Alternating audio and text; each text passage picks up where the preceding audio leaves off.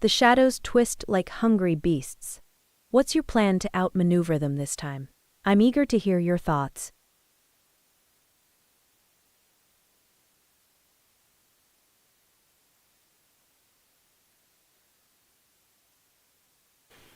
All right, you old ragamuffins, welcome to the show. Let me get a Coke. We will start in about 2 minutes. Be right there.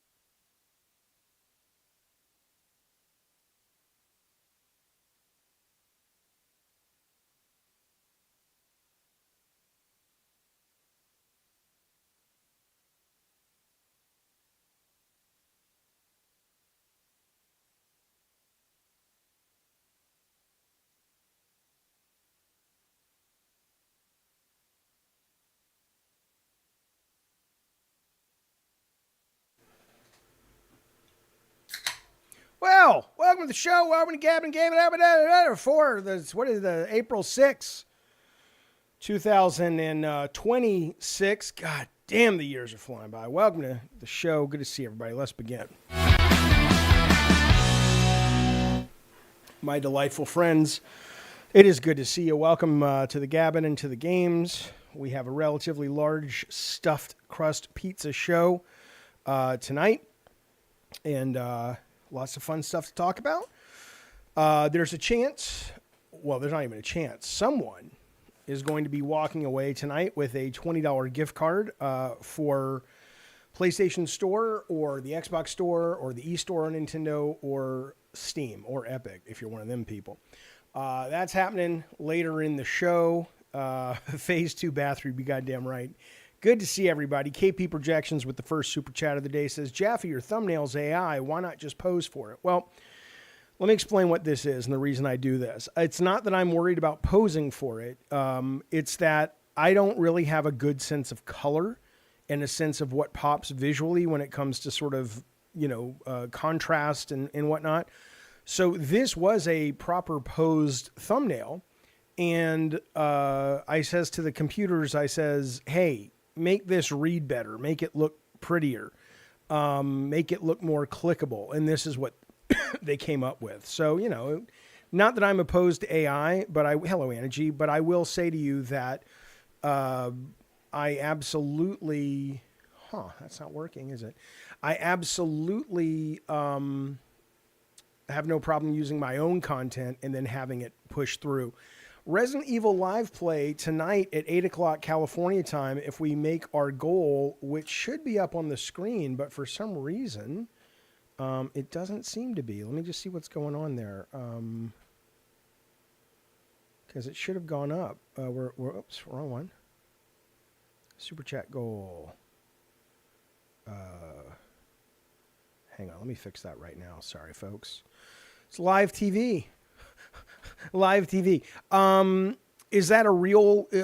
Yeah, I mean, it changed me a little bit. The picture, you mean? Yeah, I mean, it thinned me out a little bit. That is my smile, but, you know, I mean, that's pretty much what I was doing. I'm sure I can find the original. But if you just look at the color difference, see that from this is what it looks like now, and this is what it really looks like. See how kind of washed out and shit this is? I can't work with that. Come on, man. Hang on, let me fix this for you guys. 1 second.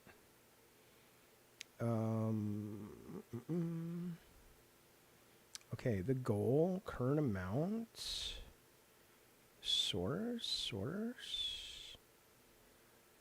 visual settings. I may just have to take this off and just update it manually. Let's see.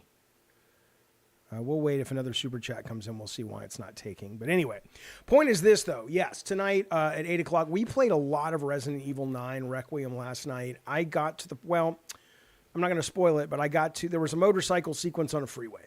And after the motorcycle sequence on the freeway, then that's where I'm at right now. I don't think we'll finish it tonight. But if we can raise, I think we had it at $120 in super chats, then there we go. Okay, I'm going to add. Okay, so we're 4% of the way there. Now it's working. We got to get up to 120. Okay, how am I liking Resident Evil? But thank you, Awesome Tatum. This is for Starfield on PS5, but Jaffe can use it for RE9. Thanks, pal.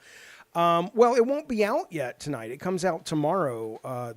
For PS5 and the updates for all of the PC and the Xbox that it's already on. Now, I am planning on doing a replay of Starfield. I loved Starfield. I know that puts me in a weird position, but I thought it was great. And I'm going to start it totally from scratch now. And but I can't do that until I finish Resident Evil, and I also want to make some good headway in Crimson Desert. I saw a stat today that said Crimson Desert right now, this is amazing.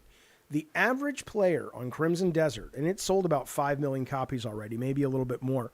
The average player on Crimson Desert is spending 20 hours a week on that game. Now, you would say, well, that's not a big deal if you're a hardcore gamer. That's the average. That means between the people who, have jobs and kids and lives, and they dip in and play a couple hours a week, and then the super duper hardcore people, on average, 20 hours. And I checked my stats, and it's been out for about 2 weeks, a little over 2 weeks. And I started playing it about 3 days after it came out. And lo and behold, I'm right. I'm very average. I could have told you that.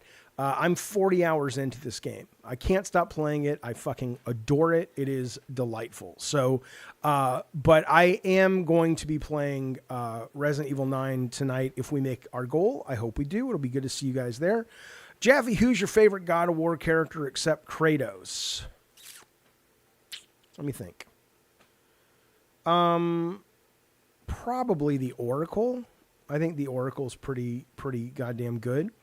Go back to RE9 when we get the gold edition and infinite ammo. Well, I got to tell you guys something. I wasn't going to talk about this today because who cares, but let me just jump around. We have a big show today, but I'm just going to jump all around. So I'm sorry. No, I'm not. Fuck you. Listen, here's the point. There's this thing, and I downloaded it earlier today called Wand. Now, you guys may have seen it. It's batshit. There's nothing special about it. It's really just a graphical user interface for modding, right?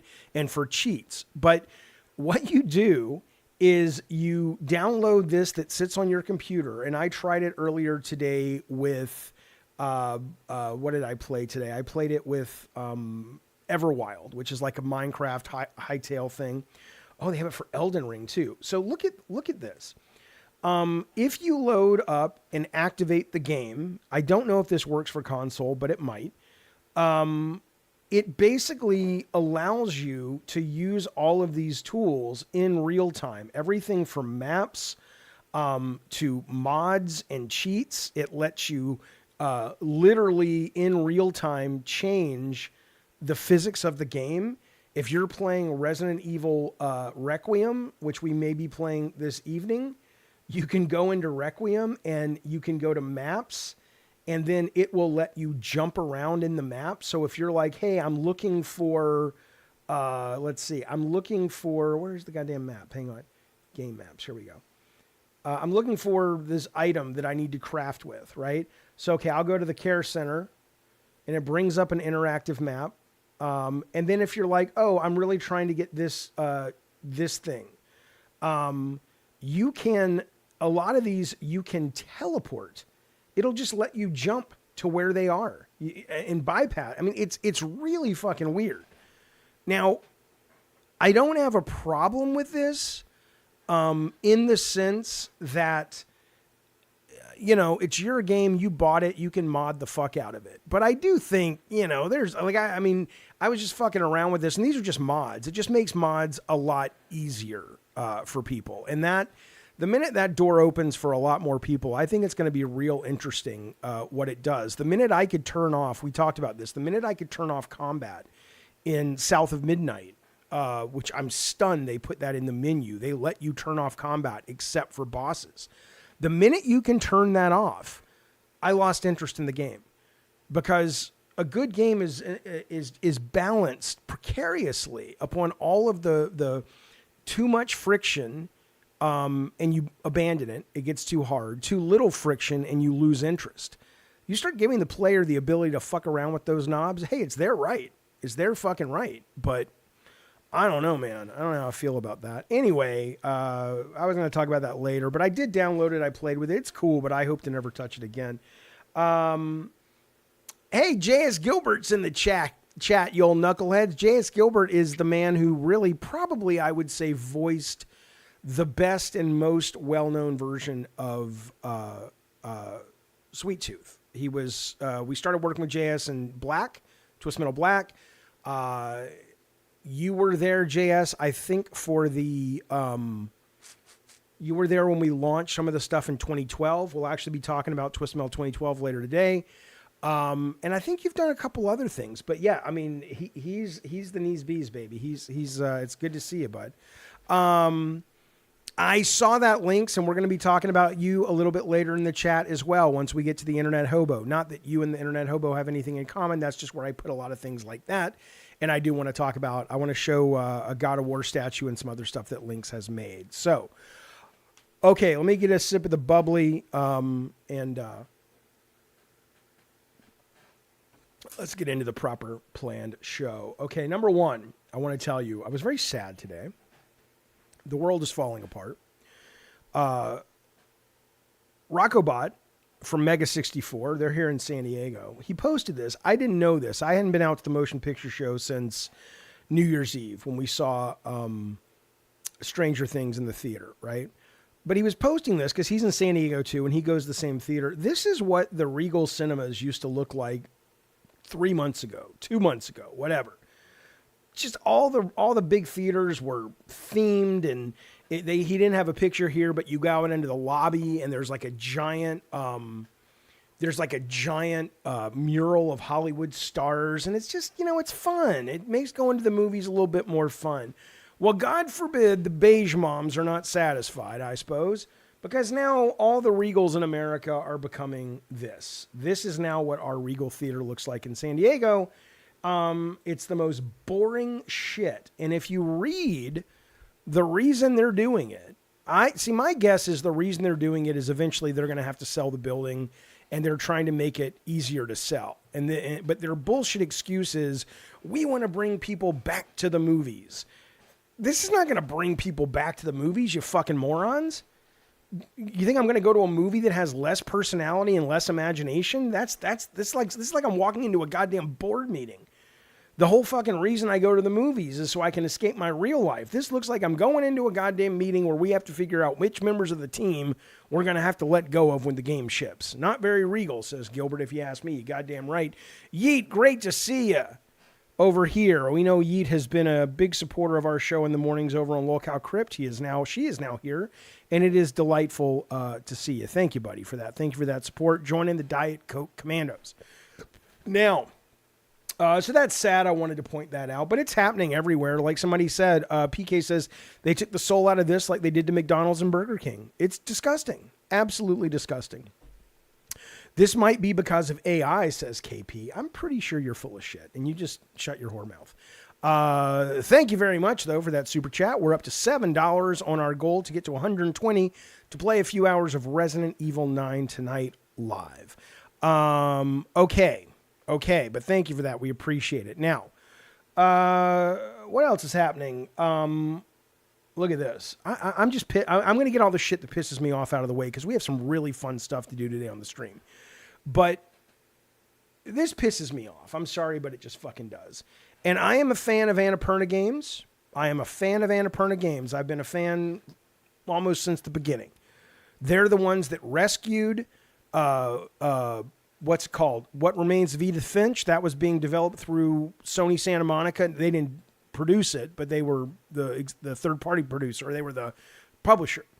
And they just said, we can't make our money back on this. And thank God Annapurna swept in and picked up that game because one of the best fucking video games ever goddamn made. Well, Larry Ellison, who's one of the richest people in the world, founded Oracle, has a daughter, and she took Annapurna, and her son has Paramount. And this is his big, goofy, stupid fucking looking face right here. Well, they just signed a deal. They're so desperate to get Netflix or get Warner Brothers.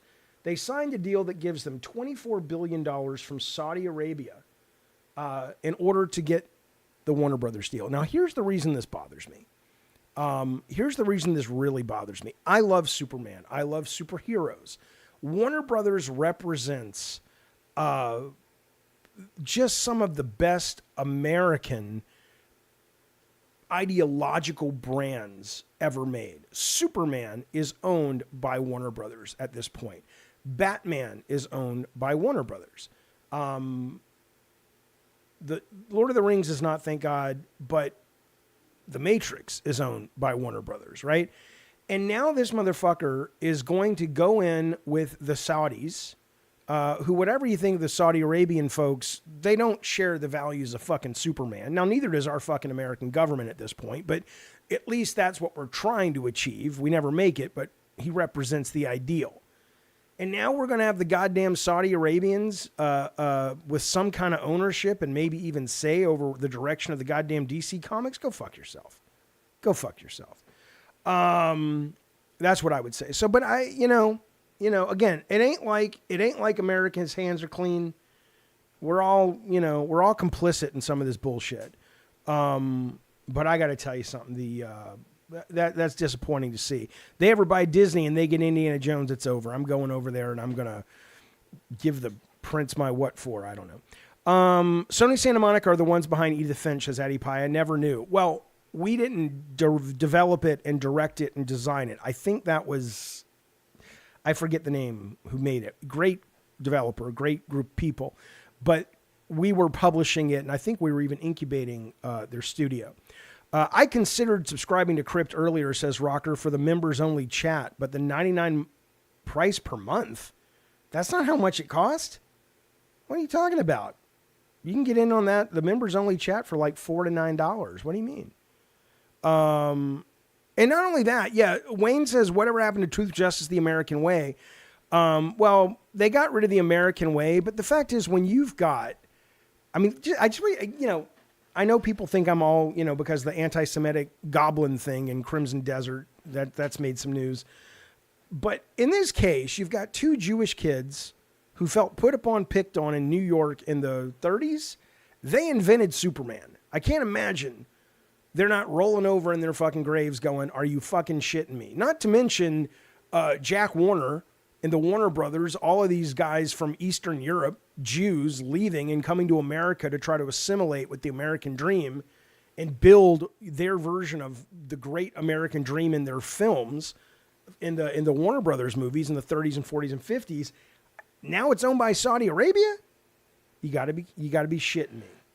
You got to be shitting me. I'll take a look at it, Rocker Matt. I don't think that PayPig is $100, but that's not members only chat. There is in the Discord a PayPig room that you can only get into. But anyway, okay. All right. Let's move on. If the copyright system worked as intended, you would only own it for 16 years. I do know that Superman is supposed to come into the public domain sooner than later, but I don't know if a deal like this changes it. And again, this isn't saying the Saudis will own it. For all I know, the $24 billion deal says you have no creative control, you have no ownership of the IP, but I don't fucking know. I did rock them out. We're actually going to talk about that and show some of that today. Okay. But there's good news. There's great news on the rest of the stream. Okay. Number one, Butterfinger now has Butterfinger French toast. Well, this is the best goddamn thing I've ever seen in my goddamn life. And I have children. I've made hit video games. I've been around the world. I've seen aliens when I've smoked dope. This is the best thing I've ever goddamn seen in my goddamn life. French toast Butterfinger. Come on now. I'll be picking. I did order from 7-Eleven today. I got a pizza and Diet Coke, and they don't have this yet. But this will be coming. Oh, yeah, they also have the Looney Tunes, Warner Brothers. This will be coming sooner than later. And yes, I will get it, and I will eat it on stream. I am excited. Okay, now, so that's good news for all of us. Let's enjoy that.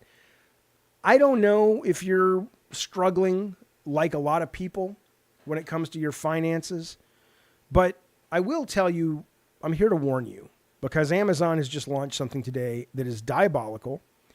And if you're like me, I can barely not waste all of my monthly sort of allocated money for food on Grubhub because it's so easy. They make it so goddamn easy. Well, now, Alexa, let me just show you the demo. Alexa now, if you have Alexa Plus, and I've unplugged her, Alexa Plus lets you do this. Well, I think at this point, fuck Ozempic. I'll be eating all day, every day because of this. I have no willpower, and go fuck yourself if you do. Here you go. Where did it go? Did I kill it? Sometimes I kill things and I don't mean to. Let me go back. Check out this demo. Hey, everyone. Other thing. Okay, in this demo, they're ordering pizza for their team. Still thinking? Yep, let's do it. Let's do it. Okay, so I've already All right, let's go. Watch this fucking thing. build the order. It's pretty cool. Knows the whole menu. Conversation window. Watch this. This is our place where we can ask and explore and just talk about what we want, and Alexa will take notes and actually build the order right in front of us. And she knows the whole menu here. You can sort of see the categories. It's pretty cool. Alexa, let's get 2 orders of those boneless wings. Look good. And then I love a Hawaiian Now pizza. Watch how she builds I don't know, it what do in you real want? time. It just starts Well, adding to the I fucking want a menu. vegetarian pizza, and I know there are some other veggies on the team, so maybe 2 vegetarian pizzas of some Right? kind. She is just Sounds reading. good. Let's also get maybe Even when he was just talking about that conversationally, saying, there's other members on the team, maybe we'll get 2 pizzas. She just adds it. She just knows what he's saying. meat lovers pizza, something equivalent of that. And we'll need drinks as well, so you guys can't like hear it. You guys can't soda, hear it. or maybe you could just tell us what drinks you have. Here are some drink suggestions. Looks like Pepsi stuff. Can you add 2 liters of Pepsi? It just works, and they just send it to you. Okay, and then maybe we get Right, so all you have to do, you can hear it. I guess it's playing on a couple of channels. I don't know. All you have to do is tell it that, hey, you know what, Alexa, I'm interested in, give me order 3. And she'll say, order 3 from 7-Eleven? Yeah, it's on the way. Now, Eternal says not that impressive. It's not about the technology being the most impressive thing in the world. It's about the fact that there is now no friction.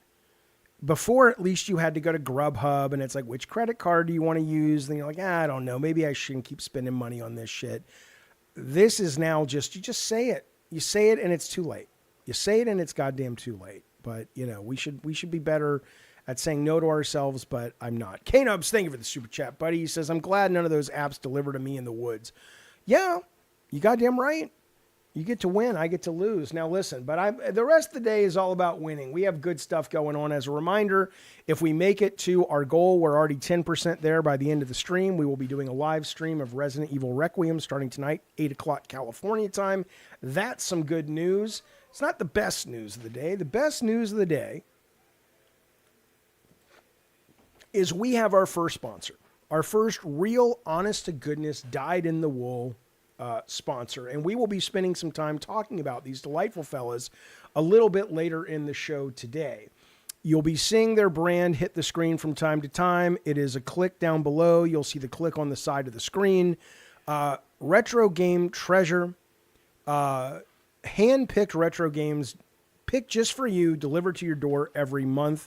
They go all the way back to the Atari 2600. They go all the way up to PS3, and maybe, I know they go to Xbox One. They might go to PS4. I'm not sure. But we'll find out in a couple of minutes when we talk about them. But what I want to tell you, which is great about this, and I am so excited, is for the next couple months, we're doing a deal with these guys that every month we're going to be opening a box that they have sent. And this month, they have sent a box that was built around the idea of, can we test their inventory? How much cool stuff do they have, right? So I have been saying forever, people who follow God of War know God of War is built on the inspirations of Devil May Cry and Ico and Onimusha 1, but there are a bunch of other games that were from the PS1, PS2 generation that we took a lot of inspiration from. And so I don't know what's in this box. We're going to open this box a little bit later in the show.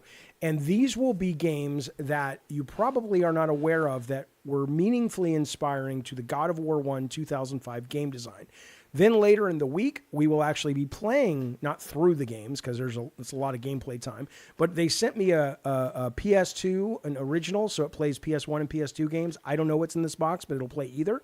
And we'll be playing those live on a stream later this week. So I'll be talking to you guys more about this service when we open the box coming up in about 30 to 40 minutes. And you'll have a chance to win a $20 gift card to the game store of your choice in a very interesting way. But you gotta be a smarty pants, McGee. So this is coming up. Stay tuned for that. I'm excited. I'm excited to see what's in there. I like opening boxes.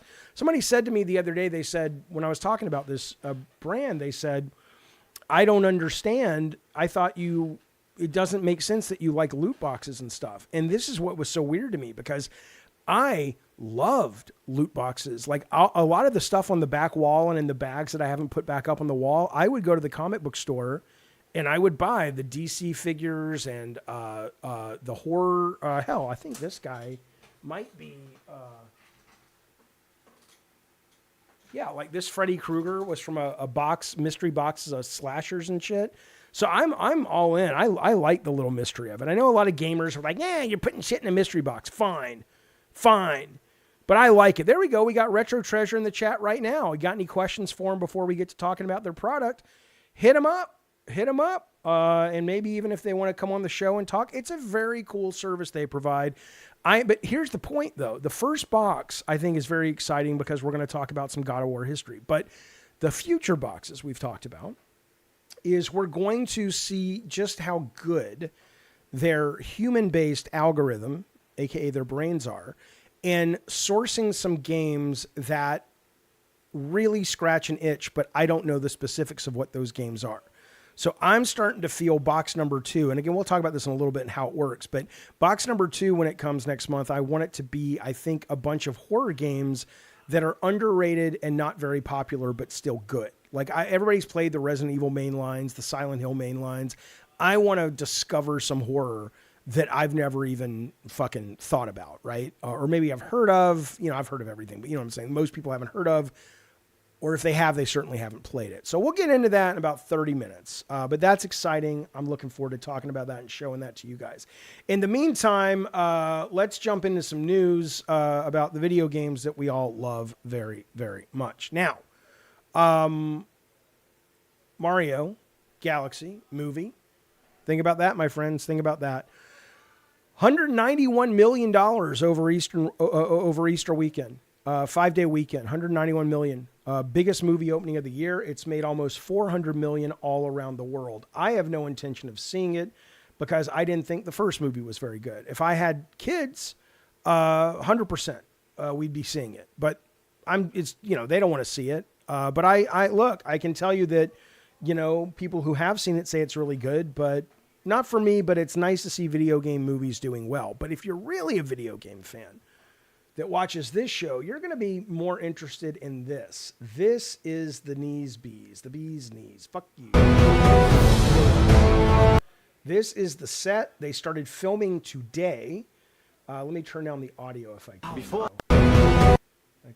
I don't know what this is the set from Elden Ring. And they are shooting it in I think New Zealand. And this isn't the full set, but this is part of the set. They're in the middle of constructing. And my guess is they're going to green screen around it. But look at that thing.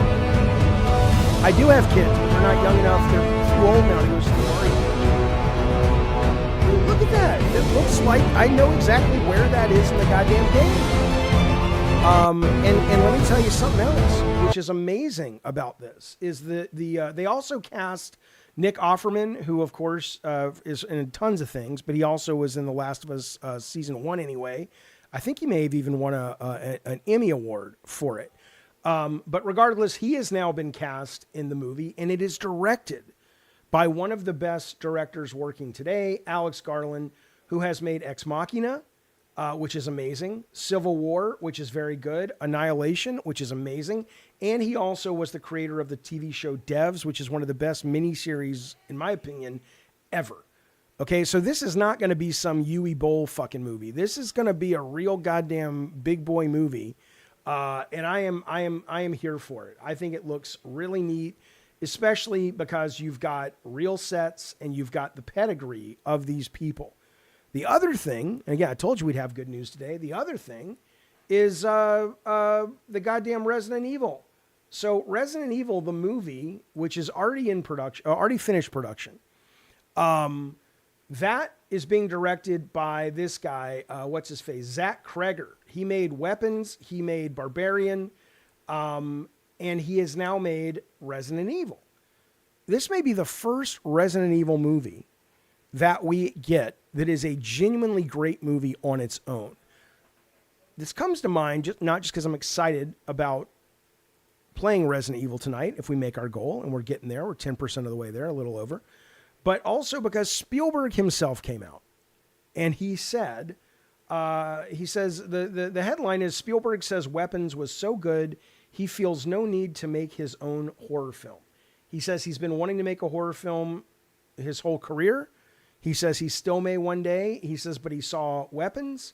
His quote is, when I see a great horror film like Weapons, I don't have an itch I need to scratch. I see Weapons, and it doesn't make me want to make a horror film that's as scarier. It satisfies me so completely, it arrests my desire to someday make a really, really scary movie.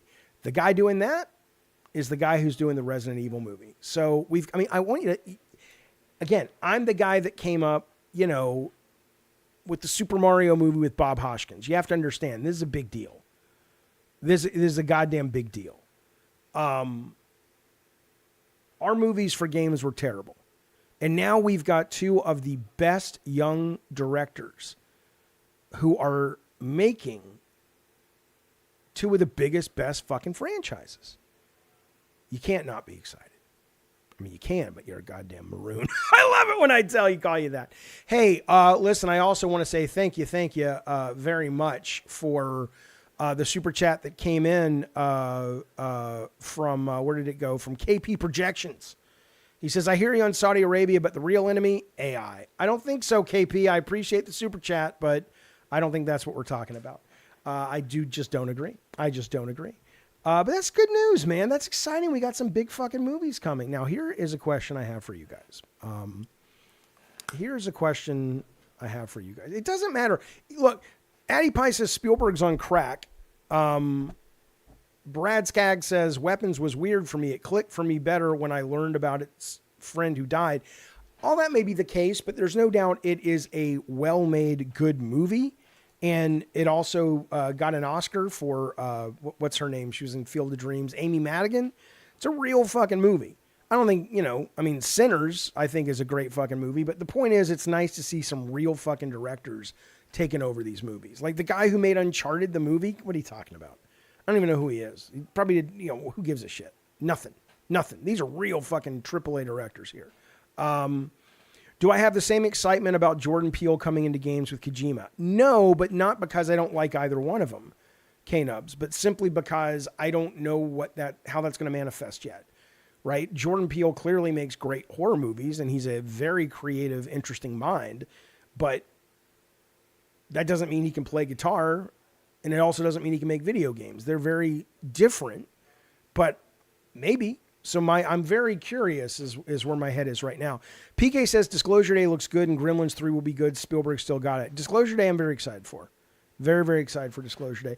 Let me ask you guys a game question now. We'll get off the movies.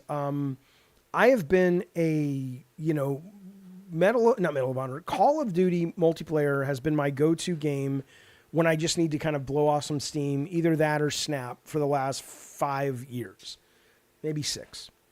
And I bailed out relatively quickly on Call of Duty Black Ops 7 multiplayer. It wasn't terrible, but it was just like, and I honestly think there was a story the other day. I'm wondering if this is why maybe people are not enjoying it as much. It may not be, but there was a story the other day that was talking about Call of Duty.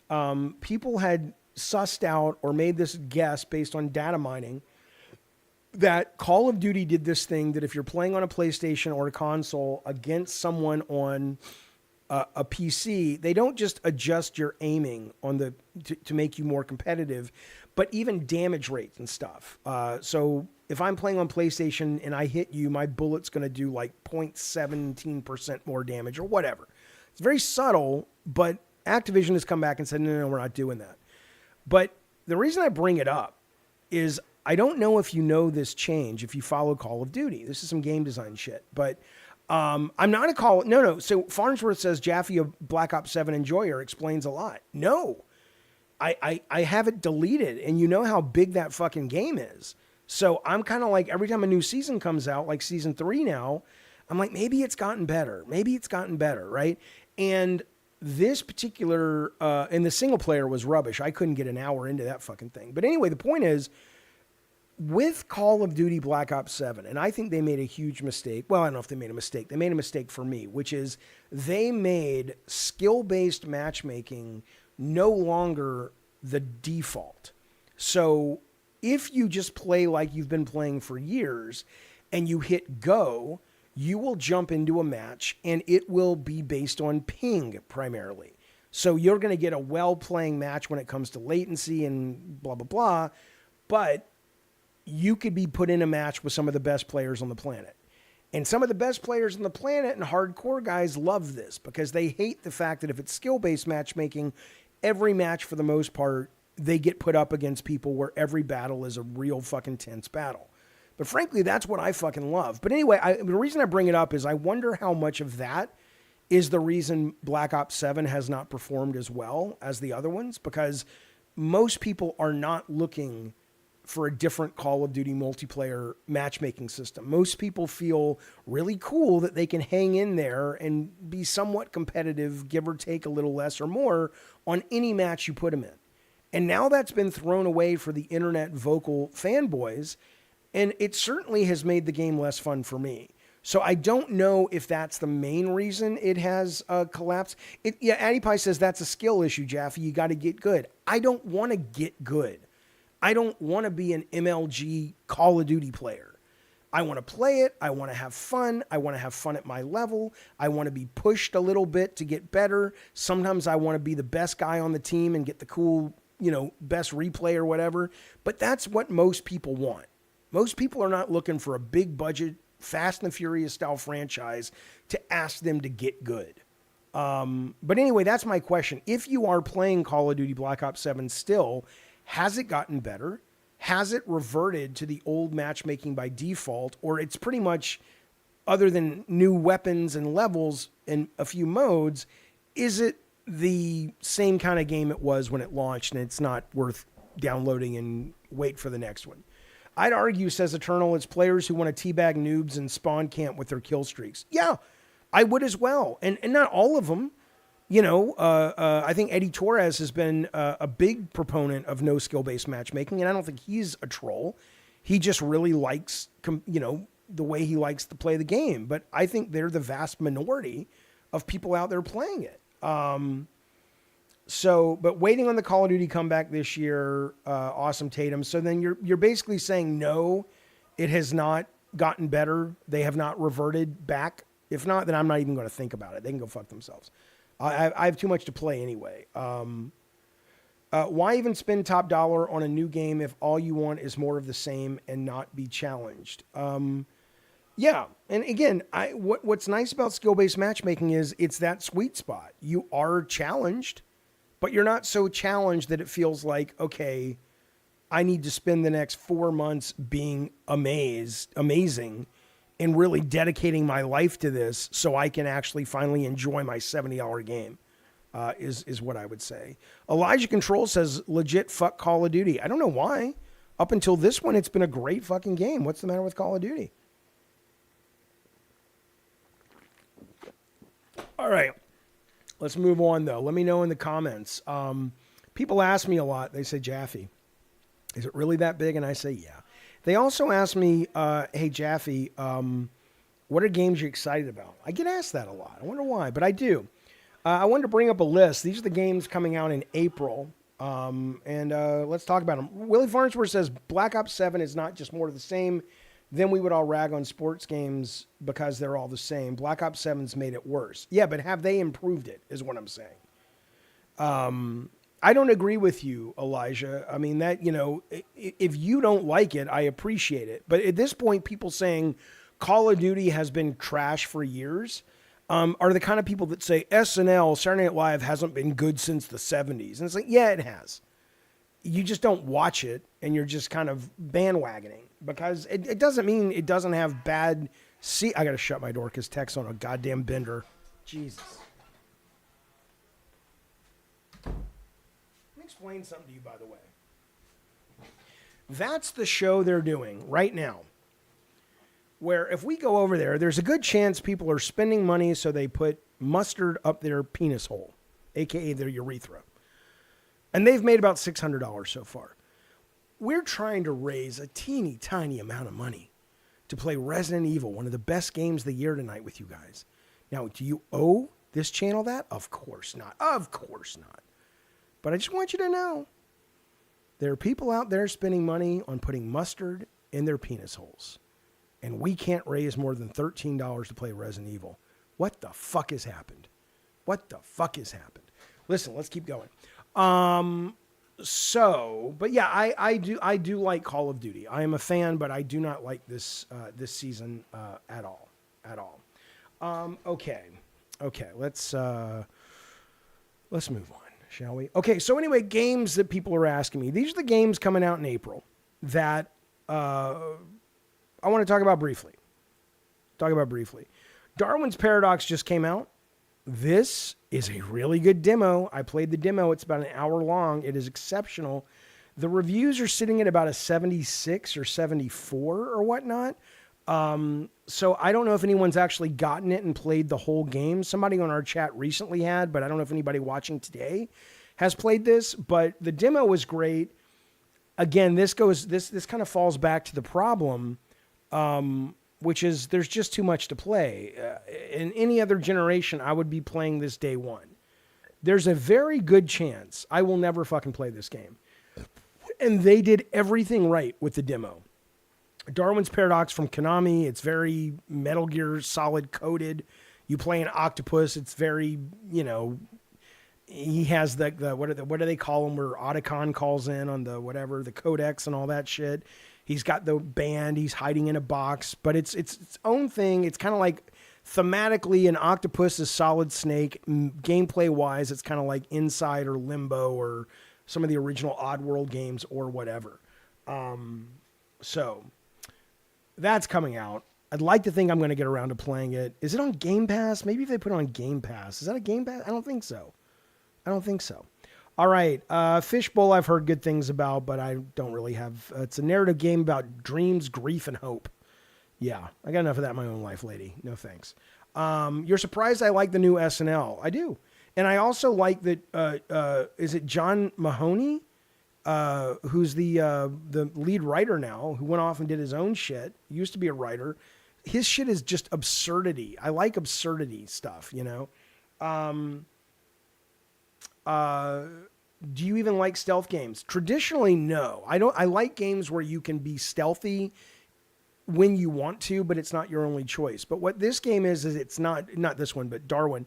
What's cool about this one is that it's stealth parts, but there's also cinematic parts. There are puzzle parts that are really fun, interesting puzzles. So it doesn't just feel like stealth. So I do like this demo. Not really looking at the fishbowl. Starfield, I have to show you guys something in a minute with Starfield. But Starfield, as you guys know, loved it. Can't wait for the update. I'm hoping to finish Resident Evil 9 before we get back to the update. But yeah, I'm excited this is coming out. And as I've said before, I'm very curious if some of the haters, now that it's on PS5, actually give it a shot. And if, you know, maybe, I don't know. I don't know how it's going to do on PlayStation 5. I don't know if it's going to see the same insane upward trajectory that Forza 5 saw when it got over there. In fact, let's look real quick. Hang on. I want to see where this is at sale. Last time I was talking about this with Colin, he said it was in the top 10. PSN top sales. One sec. I just want to see best sellers. Let's see in America anyway. Where this game is right now. Their website's a nightmare, you guys. It's so fucking hard to find things on their website. Hang on. Because you know how they give you the top 10 in your country? But Forza 5 did brilliantly. Pragmata looks good, and the demo was great. I agree with you, Crazed Assassin. Colin is going to play it. I wonder if he'll like that game. I don't want to do a verification code. Can somebody just go and tell me what the top 10 PlayStation PSN games are right now? This is some bullshit. Come on, man. PSN store. Yeah, the Pragmata demo was great. All right, hang on. Let's see if I can find it with this.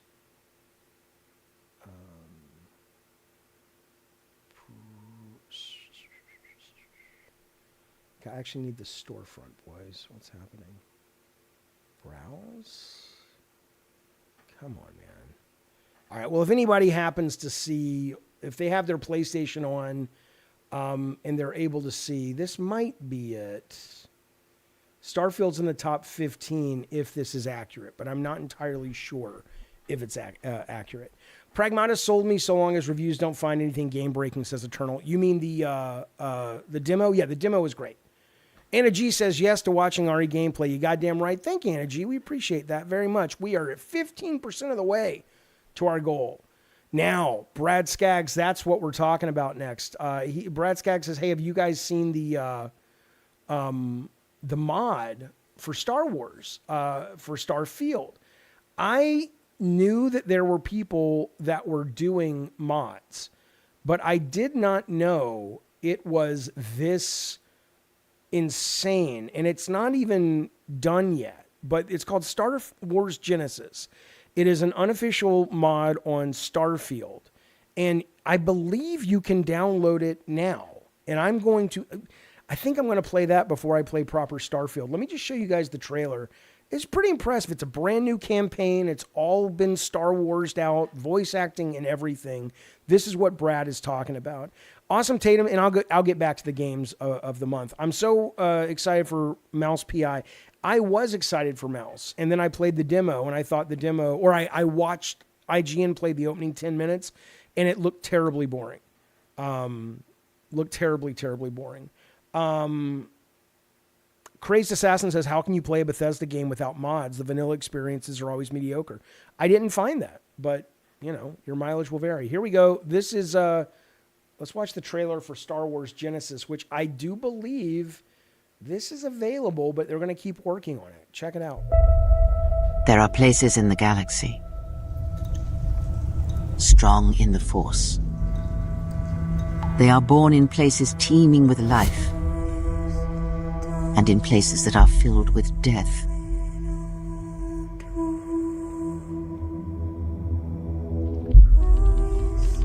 What you heard was the echo of the past, and it travels still. It is the past, the sound no one wishes to hear within them. That is the nature of echoes. And when there is a wound in the force, it rarely leaves the life around it untouched. Stories of this galaxy are considered folk tales. Some ancient past. Long forgotten. We are the Yuzhan Vong, and we have claimed this galaxy as ours. They say the Republic is finally on the offensive. This war may soon be over. If things go wrong, are you ready to lay down your life for the rebellion? The Emperor waits in the shadows. He will return and dominate this galaxy, and all but the faithful will be made as dust. Maybe you catch a smile and uncover the source of it all. We are everywhere.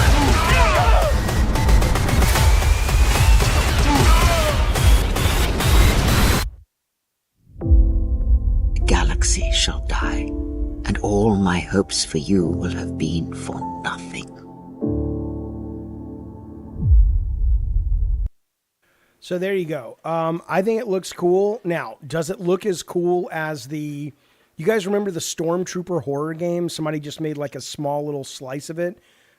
Star Wars horror needs to happen because I'm there for it in the movies and I'm there for it as a guy in the video games. But I think that looks cool, man. I mean, you know, I'll be playing that. I know Elijah Control does not like Bethesda. I mean, he's just railing on him in the goddamn chat.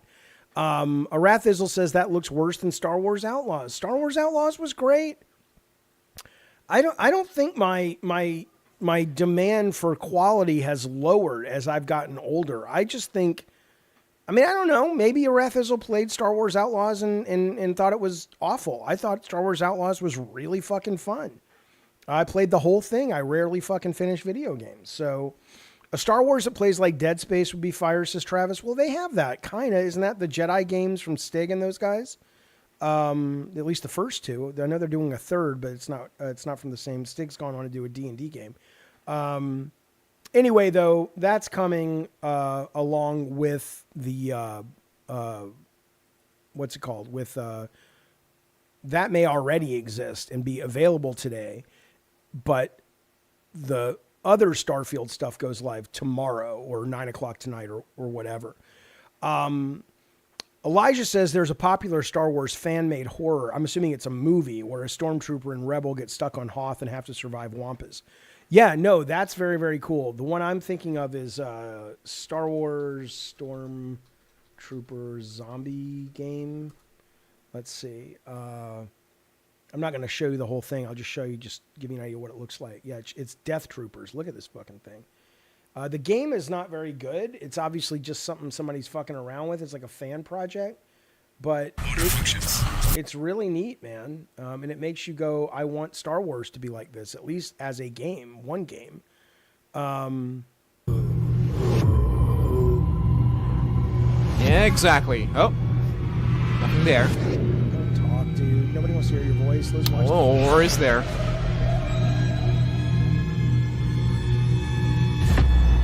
Oh, behind you, dude. Look at that. Look at the eyes. Look at the eyes, baby.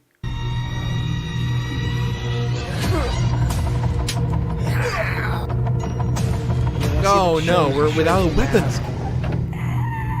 Oh, that's bad. You'll see their faces ripped apart in a second. Hang on. And then at the end, oh my god, I want to show you one of the zombies. Spread the message.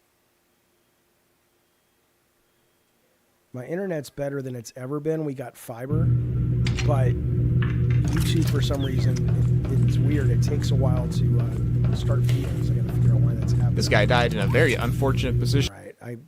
I wasn't prepared to show you this. Just trust me when I tell you, if you want to see clips of stormtroopers with half their masks blast it off, and you want to see what Darth Vader might be like as a zombie with the helmet on. That's what I'm saying, Farnsworth. It's not that. Are you still there? It's you see their mask like Phantom of the Opera cracked in two, and underneath that it's just gore and blood and all kinds of stuff. It's really, really cool. It's really, really cool. Hello, Anna G. Hello, Natasha. You're such a sweetheart. I'm glad I'm not getting deleted out of the chat. You got deleted out of the crypt chat? What are you talking about? Why? You? Maybe you mean another show. I don't know. I hope it wasn't our show. That would make me sad, my friend. All right, hang on. But yeah, okay, here's what else is coming in April. There's some big hitters coming in goddamn April. This I played I didn't care about this. It's a musical turn-based, people of note, whatever, if you know, cool. A Planet Full of Cats. I don't know what that is, but it's a hidden object game. Okay, now I know what it is. This game was delightful. I played it on PC. It will be on PS5 and Switch 2. It is Tiny Bookshop, where you play a lady who literally, I think it's a lady, it may not be a lady, but you play somebody who quits her life and she goes to a small seaside town and opens up a bookshop that she hooks up to the back of her car and sells books. It is a fun business sim. It also, if you love reading, it really does ask you if you know about books, because it uses real books to help you decide what your customers might like. So if you know much and you read a little bit, you're like, oh, this is pretty fucking cool. This is a pretty fucking cool experience. So I highly, highly recommend this. I also highly recommend Submachine. I'm saying his name wrong. Machina Official. Always a big supporter of the show. Thank you, buddy. A big super chat right there, kicking us up almost, if not more than halfway to our goal, where we are 50% of the way to playing some Resident Evil 9 starting tonight at 8 o'clock. Thank you so much, Submachine, for believing in our little dream. In our little dream. Dream a little dream of me. I appreciate it, buddy. I don't know why I was muted or deleted in Crypt. Pretty disappointed. I didn't chat because I couldn't. Oh, well, are you a member? I think you are. I know we accidentally had members only chat on for most of Crypt today. But I think you're a member over there. So that shouldn't have changed anything. And we would never delete you. I mean, you're fucking Natasha, dude. What are you talking about? So I don't know anything about that. But I'll ask Tech about it. Yeah, that's some crazy shit. Thank you, Sub. We appreciate it, buddy. All right. What else we got coming down the road? Oh, Replaced. It's coming out a day after my birthday. Replaced. Dude, I played the demo of this on this show recently. This is the kind of the cyberpunk 2D flashback. The demo is very, very cool, very, very good. I'm excited for this. This is a day one Game Pass game as well, but this is Replaced, coming out April 14th. This is a game my son bought. He told me, he says, I bought my first video game because, you know, he's a kid of the Fortnite era. He plays the shit I own, and he plays whatever's like on, you know, Roblox or Fortnite or whatever, and he'll buy like V-Bucks and shit. But I bought him the original, and he not only bought it, but he bought the physical copy. And I was so proud of him. He bought a game last night. Tamagotchi Living the Life Dream, which I know there's not a big multiplayer component, but now that he's getting into Switch more, I may have to pick up a goddamn Switch 2 to play with him. Cthulhu, the Cosmic Abyss. This looks pretty interesting and pretty fucking beefy, this game. A Lovecraftian horror game set, I think, underwater. I'm talking to the publisher right now. They might send me a copy of it, but even if they don't, I'm going to play it unless the reviews are absolutely rubbish. So this is coming out this month. This is the Mouse PI for Hire. Again, I watched the opening of it. I did not care for it. I think it looked very boring. Oh, you're not even seeing it, you guys. I'm so sorry. I'm a moron. Mouse PI for Hire. There you go. There you go. But I will say I did not like what IGN showed. It looked very dull and very boring. But here's Cthulhu, the Cosmic Abyss. There's Tamagotchi Life. There's Replaced. There's Tiny Bookshop. Sorry about that. Okay, what else do we got coming? Pragmata, obviously April. This is a month, man. Things are going to fall through the cracks for everybody this month, for every publisher. I don't know who's going to come out on top.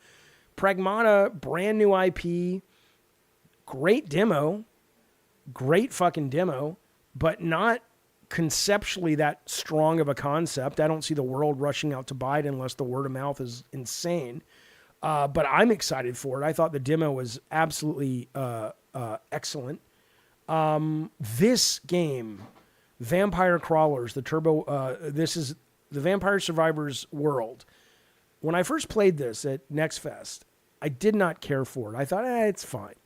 But it really did get its hooks in me, and it's spectacularly fun. It is a dungeon crawling card battler fucking thing. I think the demo is still up. If you're even slightly interested, and it's coming out for everything, PC, PS5, Xbox, Switch. If you're even slightly interested, I highly recommend spending some of your time checking out the demo, because it's really fucking good. It's really fucking good. So Vampire Crawlers is coming out really, really soon, the 21st. Masters of Albion, that looks like it's for Poindexters. What's this? Oh, is this what's his face is? This is Peter Molyneux's game? Oh, I didn't know it was called that. Is the world ready for his redemption? The veteran has one more title and he's headed back to... Okay. No, then I am interested in this. I do want to see this. I thought this was just another city builder, but what I've seen from this looks pretty cool. So that's coming out. I hear this is a very sweet, cozy game. Moomin's Troll, but I don't know much about the... I guess Moomin is like something people know. It's like a famous kind of cozy game character, but I have no fucking clue. And then Alpha Leon, never heard of this one. Don't Nod, Sci-Fi Terror, and Rock Climbing with cinematic games, a cinematic game style. You get Alpha Leon, a game in which an astronaut finds herself stranded on a remote planet at the edge of the solar system. Uncharted meets Alien Isolation. Well, that, I don't know if it's going to be good or not. Sounds really fucking interesting, though. Diablo's got their new, which I'm never going back to, although I loved it. I'm just, too many games. This, of course, day one. He-Man, side-scroller, beat-em-up brawler. You shitting me? April 28th, you fucking shitting me? You fucking shitting me? You know I'm getting this. You goddamn right. You goddamn right I'm getting this. Whatever. MotoGP, whatever. Invincible, I hear it's good. Not for me, but people are excited. I don't know what this is. Okay. But then this is the one I'm really rating on is Saros. Saros comes out from Sony First Party at the end of the month. This is a big fucking April. I don't know if we've had as big of an April in video games in a very, very, very long time. But my top ones, though, Saros, I am dying to play He-Man. Very excited for He-Man. I'm now curious about Alpha Leon, Albion, maybe, certainly Vampire Survivors, the Turbo, the Crawler Dungeon, Pragmata I will play, Cthulhu I will play, Replaced I will play. I mean, this is all in 1 month, you guys, and it's April. It's not even like November. It's pretty nuts. It's pretty fucking nuts. I love it. I love it. Yeah, George Saros. But yeah, out of all of them, if I could only play one, I would say Saros is the one. If I could only play one, I would play that one. Let's wait to see all the biased reviews for Saros, says PK. Why? Returnal, I think, was very fairly reviewed and discussed. I don't think, I think it was too hard for most people, and I'm glad they're making the changes in Saros they're making. But I don't hear many people saying, oh, that game got reviewed in a way that wasn't an accurate reflection of its quality. I don't think that. I haven't seen that. Maybe you have. By the way, Jay Styles, always good to see you, buddy. Welcome back to the Diet Coke Commanders. We appreciate you always being here. Thank you for being part of our community, sir. We're going to move on. Before we do, a reminder, we are halfway to our goal to play some Resident Evil live this evening at 8 p.m.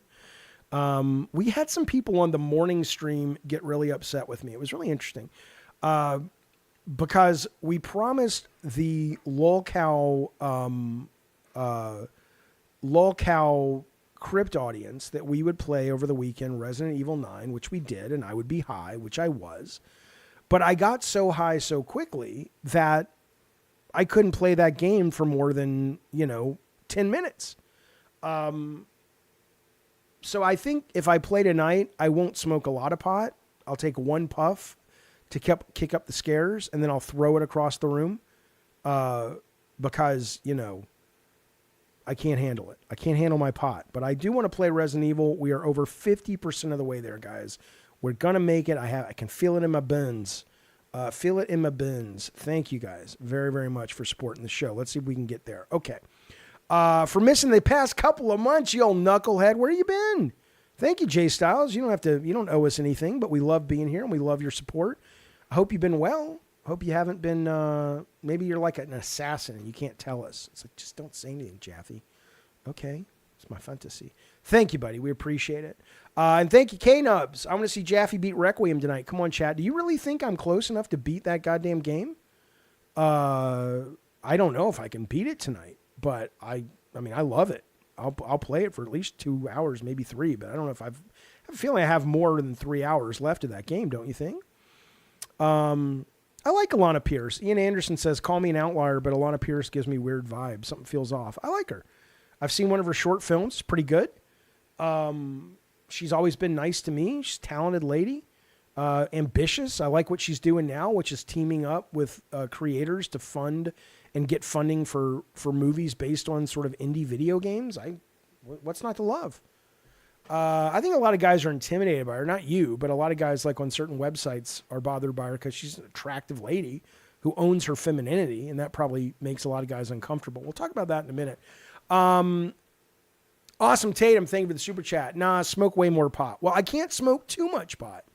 Because if I smoke too much pot, what'll happen is people will get upset with me, rightly so, because I'll just be standing there staring. I think where we left the game last night was I was staring at the toilet in the hotel. That's how early I was in the game. And I was just looking at the maggots coming out of the toilet in the hotel where Grace's mom was, what happened to her. So, Jaffe, I don't smoke weed because it just doesn't align with me. I think that's okay. Don't push yourself beyond what you handle. I don't want to talk too much about it. Yeah, okay. I like weed. I like psychotropic substances. I like moving my brain somewhere else to have different experiences.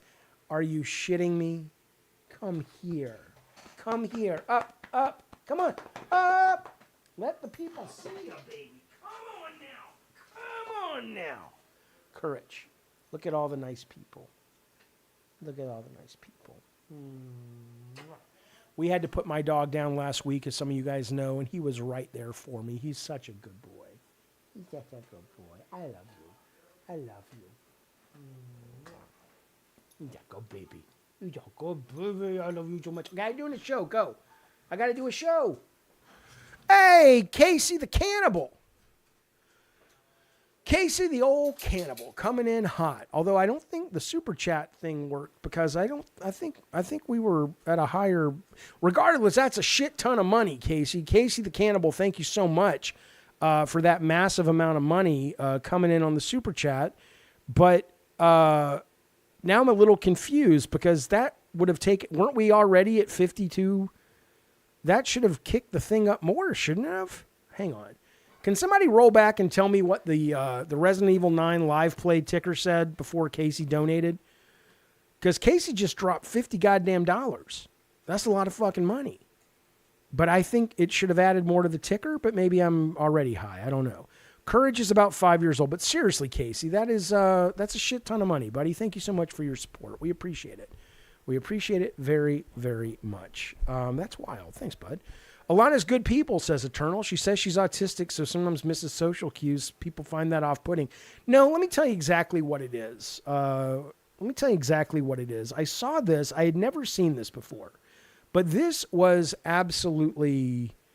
Oh, it's a super sticker. Okay, so I'll wait. If Anna, can I bother you? Okay, so we were at $59.99, so it did not add to the ticker. So $60 plus $50 is $110. Okay, I guess stickers don't add. Okay, all right, Casey, thank you, buddy. So we are $10 away. She broke it. Yeah, We are $10 away from actually making our goal, and at 8 o'clock tonight, we will be playing. So, Resident Evil. So, thank you so much, Jay Styles. Thank you, Awesome, and K-Nubs. And coming in like a goddamn hot as a skillet there, Casey the Cannibal. Thank you for that, buddy. Yeah, that didn't move it at all. Okay. Okay. Speaking of people who are off-put by Alana, if you're saying that's the case, and her social skills. Oh, it says I'm hosting Resident Evil 9 live play in Twitter. That's not what we're doing right now. I had never seen this. I'm just going to read you this. I don't like to just read shit, but on my streams because it's boring. This was probably the best explanation of why a lot of hardcore fans are impossible to deal with and why you really shouldn't even waste your time trying. This comes from Roger Ebert, the late, great Roger Ebert. Very big fan of that guy. Loved his book. Loved a lot of his reviews. This is what he says. I'll put it up on screen so we can all enjoy it together. The mic is kind of low. God damn it, Maverick. Is my mic really low, you guys? Is this better? Is that better? God, I don't know. I'm so bummed on that because right now I'm in the red on Discord or on OBS. So you would think that being in the red would be a bad thing. But I don't know. Anyway, Awesome Tatum, thank you so much for hitting us across the finish line. We're going to do it, boys. We made it. We made it. Let me tell you how we made it. Awesome Tatum, thank you for that. Now that's too loud. Jesus fucking Christ. This is how we made it. With some amazing support from you guys today. Thank you so much. Eternal, Brad Skagg, number 8, PK, number 7, K-Nubs, number 6, Anna G, number 5, KP Projections, number 4, The Great Jay Styles, number 3, Awesome Tatum, number 2, Submachine Official, and number 1, Casey the Cannibal, have all funded our Resident Evil playthrough this evening starting at 8 o'clock California time. I'll smoke a little dope and we'll play some horror games together. I hope to see you there live. Thanks, fellas. Thank you, guys. Okay. I'm going to just defer to Anna. If Anna says it's too low, it's too low. If she says it's fine, it's fine. Because some people troll me, and I don't know what to tell you. Are we good? Let's do a test. Test. There once was a man who walked into a store and ate a big pickle and fell onto the floor. And he said, my mother is outside in a car. She wants to rob a bank, but she won't get very far because I stole the gas and used the money to buy some pickles. Are we good, Anna G, with the audio and the pickle song, which is going straight to number 1?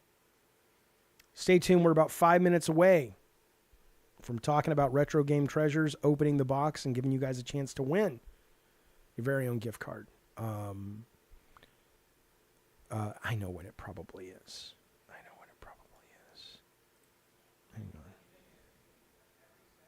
Yeah, let's do this, and we'll just call it a day. Okay, here's what Roger Ebert wrote. He says, a lot of fans are basically fans of fandom itself.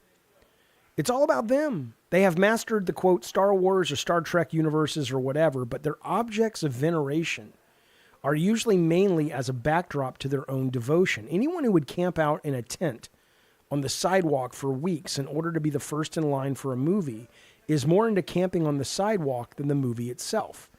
Here's where he gets into the Alana thing a little bit. Extreme fandom may serve as a security blanket for the socially inept, who use its extreme structure as a substitute for social skills. This is very wise. If you are Luke Skywalker and she is Princess Leia, you already know what to say to each other, which is so much safer than having to ad-lib it. Your fanish obsession is your beard. If you know absolutely all the trivia about your cubbyhole of pop culture, it saves you from having to know anything else. That's why it's excruciatingly boring to talk to these people. They're always asking you questions that they already know the answer to. It's a really good point, especially the part where he says it serves as a security blanket for the socially inept. Right? Because most people, if you say you like Starfield and they didn't, if they're really into discourse about video games, they might go, oh, interesting. Talk to me about why you like it. What did I miss? I couldn't get into it. But a lot of people online will be like, you're a fucking moron, dude. Let me tell you why you're wrong. I'm like, what? The fuck's the matter with you, man? Listen to this. Rocker Matt has got me all set up. I haven't done it yet, but I am getting more and more excited to play Twisted Metal 3 on emulation. And here's a video. I mean, I'm going to tell you something right now. We were good. I don't make games anymore. And look, the last 3 games I made were not hits. But I thought Calling All Cars was great. I thought Drawn to Death was great. But I get that not everybody did. But this game really is the best Twisted Metal we ever made. The reason everything's green is because the shaders. It's an emulated version running on PC.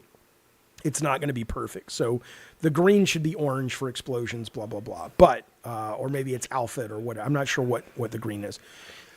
But this is running beautifully on emulation, and you can play multiplayer. And it really breaks my fucking heart, man, that I look at games now. I look at games like Arc Raiders, or I look at games like what's the one, like even Crimson Desert that came out and had a rough launch. You just, the speed and the frequency with which you can fix things now to improve just minor shit that ruined. Like in this game, we had a great mode called Nuke. It was useless because relatively quickly fans found a bug that we never found, which is if you shoot the nuke in the air with a flamethrower, it instantly is destroyed. But usually it has like 1,000 hit points, right? Things like that. Or our net code, which was great, but people couldn't connect to the actual system. If this game was released a few years after, where that was the norm and Sony had a bunch of their PSN network more refined, this would have been probably one of the best received games I ever got to work on. It really just was a really well-made game, well-designed, really smart design. But I am looking forward to playing this online soon now that Rocker Matt got me set up. And even the guy who was the main programmer on the aspect of this game, there was a news story that came out that said Twisted Metal Dev was convinced the PS3 would never be emulated. Now he's congratulating RPCS3, which are the guys who make the PS3 emulation, saying they did amazing work. And yeah, I mean, he's the guy that really did a lot of the work with the cell processor, and the fact that he's celebrating it is a pretty big deal. And I think if you're watching it there, you're seeing just how fucking good this looks. So I am excited. Well, yeah, Eternal says the game could have benefited from early access or pre-launch feedback. Well, the pre-launch feedback wasn't so much the issue. The issue was early access, which wasn't a thing back then. And I had been told by the same people that had written the brilliant code, we don't need a beta. It's fine. Well, their side of it was fine. The Eat, Sleep, Play side of it was more than fine. But Eat, Sleep, Play's work connecting with Sony's network work was not fine. And we didn't know that until we put out a demo. And by then it was like, wait, what's happening? And the game launched without that fixed, and we were dead on arrival, which is a real shame. Because I just think this is such a great car combat game. But, do with that what you will. But I did want to say it. And I will be playing Twisted Metal 3, or whatever this is, Twisted Metal PS3 2012 on the stream sooner than later. Okay. Here's what I'd like to do now. I want to switch gears and talk about retro gaming treasure. But allow me first to get a bit of the bubbly, if you will. Okay. What is retro gaming treasure? What is it? I don't know. Retro Gaming Treasure is not only our sponsor, but they are also one of the coolest things around if you like to collect games and you like retro games. Now, what they do is, and I have a box right here that we're going to open in just a second. There it is right there, all pretty and pixely and whatnot. They will work with you. In fact, I'm going to show you a video they put together. Okay, now here's I need you to pay attention. In fact, here's what I need you to do. I am going to put the link to their website on the screen, okay? I want you all to go there because I'm going to ask in a couple of minutes, I'm going to ask you guys about their website and what you see over there. And so I'm not going to ask you right now, and I'll tell you when we're starting. But I need you to go over there because whoever gets the question right, tonight after the stream, I'm going to send you a $20 gift card to your game service of choice. PlayStation Network, Xbox, eStore on Nintendo, Epic, or Steam, right? So going over there, open up another tab, stay here, because we're going to talk about some stuff. We're going to talk about what this is. We're going to open the box. But I want to walk you through first a video that they have made, because I think they're going to explain it better than I am. Well, no, you know what? Let me try. Maybe I'll try. They're watching, so maybe they'll tell me. So here's what it is. You get yourself a fancy box. Well, what's in the box? Well, it's 3 to 5 games every month on systems that you tell them range from, let me show you their site. You tell them, this is my page, and you say, look, here's how I want to set this up with you guys. You tell them the level of a collector that you are. Okay. I'm just starting out. I've been collecting. I'm a hardcore collector. I care about condition. I'm just starting out. The more games, the better. I've been collecting for a year. So it's kind of a mix, right? So they use that. Then they go in and say, well, what do you like to play, you old son of a bitch? I say son of a bitch. They don't do that. That wouldn't be professional. Action adventure games, arcade classics. Here's what I checked. Action adventure, arcade, beat 'em up, RPGs, shooters, sports that are fun, not like strategy sports, sim sports, survival horror, vehicle shooter. Then they go in and they say, choose your favorite themes. And they'll try to match them with the games that you like. Okay, well, that's pretty fucking cool. All right, so anime, cartoon, Disney, fantasy, all this stuff. Okay. And then they say, what kind of consoles do you want? Well, I'm taking Atari off for now. I'm just getting PlayStation 1 and PlayStation 2, at least in these first couple of boxes. Okay. Then you get some bonus round questions. You're okay with mature games. You have an NES Zapper. You have a Super Scope. You have a Genesis Miniser. You like mature. So I told them I like e-games. I'm okay with e-games. I'm okay with import games. I'm okay with mature games, right? And then you get the sort of the secret sauce, which is where you get to go in and really kind of explain who you are. And then they take all this data, and I'm sure some of it is in their computer and some of it's humanly curated. And they build you a box every month at Retro Game Treasures that you get once. And in fact, they're about 9 days away from locking April. So if you're interested in getting a box this month, you want to do it in the next 9 days, right? So what I asked these guys to do, I said, could you please, the boxes coming after this are going to be boxes that are really taking all these into account and then also taking this idea into account. And the first month after this month, I want to do a box that's sort of unsung horror gems, right? I want to do horror games that aren't the big boys. Everybody's played Resident Evil, everybody's played Silent Hill. I want to play the ones that are, they don't even have to be the world's best horror games, just interesting horror games that may have gone off my radar. That's what I'm looking for. And I want to see how good they are. And I hear they're pretty fucking good. And we'll find out a little bit today in just a second at really putting that together, putting that kind of magic box for you, video games picked specifically for you. Once a month. Now, this box, I went to them, though, and I wanted to test more their inventory. What do they have? What can they send me, right? So I said, I want you guys to make a box. And I went through the checklist, and then I also spoke with them because this was a very specific box. But I want games that inspired God of War that are not the obvious. Like the obvious ones that I've talked about ad nauseum in the press. Devil May Cry, Ico, Onimusha 1. But there's a lot of games that were very influential to the design and the thematic design and whatnot that a lot of people don't know about. And so I don't know what's in. We're going to find out. I will not play them today. I will open the box. I'll show you what's in it. And then I will also talk briefly about each of the games and how it relates to God of War. Later in the week, tomorrow, Wednesday, Thursday. Yes, Jaffe, that's later in the week. You can go fuck yourself. A sponsor's paying for this. I said fuck. Shh, don't tell them. The point is, later in the week, I will be playing all of the games, not all the way through, and talking in more depth about how inspirational they were. And then we're going to put all that together in a video and all kinds. It's going to be great. Okay, before we open the box, I told you I need you to go to their webpage, right? I want you to go to their webpage, and I'm going to ask a question about being on their webpage, right? I need maybe take the ticker off the screen. That's a good point. Let me do that real quick. And I'm going to shut my door because Tech is a loud son of a bitch. Hang on. That goes. And that goes. That goes. Okay. Let me shut my door.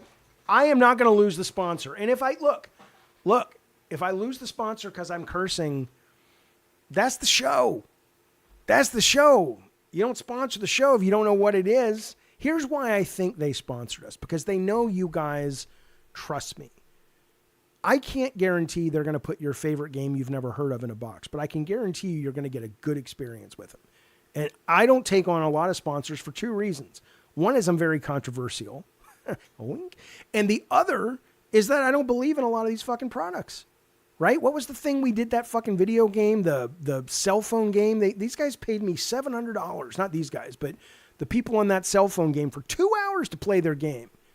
And at the end of it, I went back to them and I said, I can't take your money. This game is rubbish. And they're like, you didn't say that on the stream. I said, no, but I deleted the stream. And don't pay me because I can't take your money in good faith because it's a terrible game. What was that thing called? Anyway, let me shut my door. Hang on. It was Raid. I think it was called Raid Shadow Legends or some such shit. Oh, it's terrible. Just terrible. Okay. Now, go to their webpage. I want you to go to the first that I put up there, right? I want you to go to the main page. And again, it's going to be my discretion because I know there's different speeds and all that stuff, right? But I want you to go to the main webpage. And by the way, if you go and you're interested in this, and I hope you are because it's really cool, if you want to get to that page I was showing you guys, which is where you can kind of select all of your, you know, how robust their service is in terms of I have this system. You can go through and you're able to already say, these are the games I already own, things like that. You can do that, but you have to subscribe first. And I'll say right here with the sponsor, I'm not sure why they did that. I sometimes wonder if that's the best flow because I kind of felt like I don't know the process enough yet to pay, but I'm going to walk you through it because I think you're going to, like I said, you'll be excited when you look at the way their system works. But let me show you so you won't get to what I have right here is my point. I'm just trying to make this clear. So view inventory, add inventory, view your wish list, manage preferences. This you get only after you've set up your account, right? So that's not what we're doing right now on the webpage for the gift card. The first person I see who goes to the page at retrogametreasure.com and then they go to console shop. Then they go to console shop, and I want you to go, and I want you to tell me what is, because they have a section where you can click on prices from low to high and high to low, because these guys also sell consoles, refurbished old consoles. So if it turns out you're like, I love this, but I don't have my Super Nintendo anymore, they'll sell you one. It'll work. It'll be brilliant. I want you to tell me on their console shop, first name I see with the right answer gets the gift card. What is the most expensive console they're selling right now?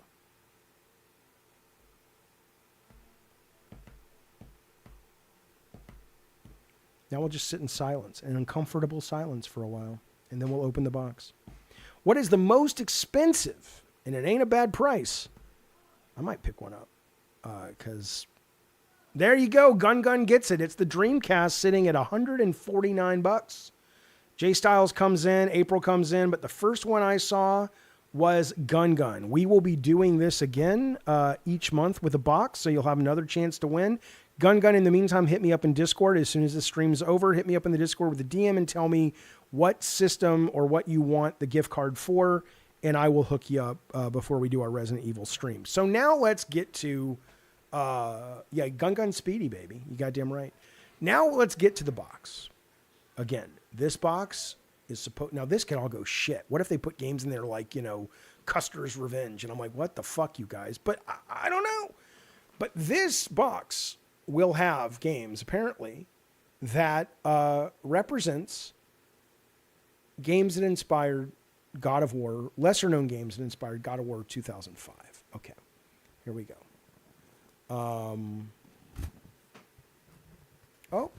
Thank you for playing. Look at the little hearts. Do-do-do-do. Got Space Invaders, very retro, delightful. Space Invaders, Berserk, Q*bert, Frogger. Let me tell you something about Frogger, by the way. We'll get back to the box in a minute. Let me tell you something about Frogger. You ever look at the arcade cabinet art for Frogger? I mean, the frog has a tie and a briefcase. Where's he going? Like, you can make a movie out of Frogger more than you can make a movie out of Battleship. They made a goddamn movie out of Battleship. Frogger's got a goddamn frog with a tie and a goddamn briefcase. He's got places to be. He's got deals to close. There's a movie there. Anyway, the point is, look at the box. Here we go. Frogger's up there. Here we go. All right, we open it. It says, here's a few tips. Thanks for your sub. There we go. Post your treasures and picks and earn extra entries in our boss chest giveaways. We guarantee your games arrive working.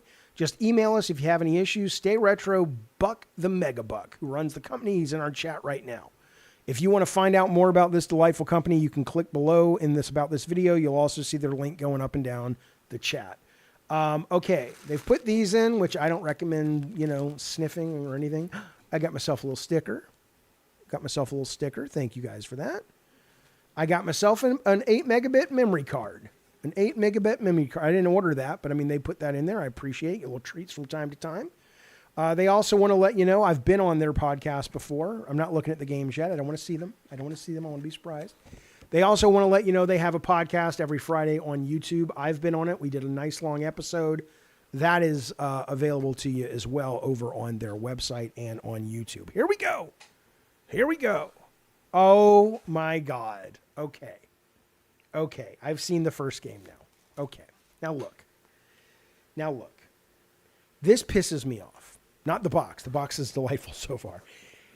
People tell me, they say, Jaffe, because I'm an open book about what inspired God of War in a big way. I'll say, we took this mechanic from Devil May Cry. We literally had things that the team called Devil May Cry doors, right? We weren't shy about our influences, but people are convinced, and I'm so excited they put this in here. People are convinced that we ripped off this game. And I'm here to tell you, we were aware of it, but no, we did not rip off this fucking game at all. It was not, look at that, a box copy of Rygar on PS2. This came out about a year before God of War came out, give or take. And we did play it. And I was terrified of this game when I heard of what it was, because it's a Greek mythology action-adventure game. And I was like, oh, shit, they beat us to the punch, right? Well, I played it, and I was so glad to play it and discover that it's not like our game. Like, it's very Japanese, like, it's tangentially related to Greek mythology, but it's not like the real Greek myths and stuff. Not in the way that we were doing it, and mechanically as well. So I am very excited to play Rygar again and just talk about that controversy, because I still have people hitting me up and saying, hey man, you guys ripped that off. And I'm like, I would tell you if we took influence from it. We just didn't. But anyway, also comes with a manual. Those were the days, boys. A color manual. I love this. Look at this. Like the story of Argus. They made this shit up. That's Britney Spears. She should be suing somebody. Look at this. Story of Argus. God, I'm old. I can't read it. But there's no Greek myths. You know? I mean, it's set in Greek. Oh, this is beautiful. Thank you, guys. I love it. Let's keep opening the boxes. But there you go. Rygar, the Legendary Adventures. Or the Legendary Adventure. Are they plural? I don't know. I'm getting old, boys. Shut up. Kid Icarus is also a Greek myth. Yeah, of course. Yeah. But people are convinced we ripped him off. We didn't. But let's play it. All right, let's keep going. Let's keep going. Oh, I am so pleased. I am so pleased with this next game. Who is the developer? Oh my God, you guys. Yeah, Tecmo published it. I don't know if they developed it. They may have, though. Now, you have to understand, we started designing God of War 1 in 2001. One of the things we did as a team was we all went to see Lord of the Rings. And if you don't recall, Lord of the Rings did not launch with a video game for Fellowship. The first game, I believe, was a Two Towers game. And our minds were blown because it was the first video game we had played where they had these, like if you remember Half-Life, obviously, and Half-Life was this game where you had some of the first in-game cutscenes where you'd be walking down a room and something would be happening in the background and they would tell their stories in-game.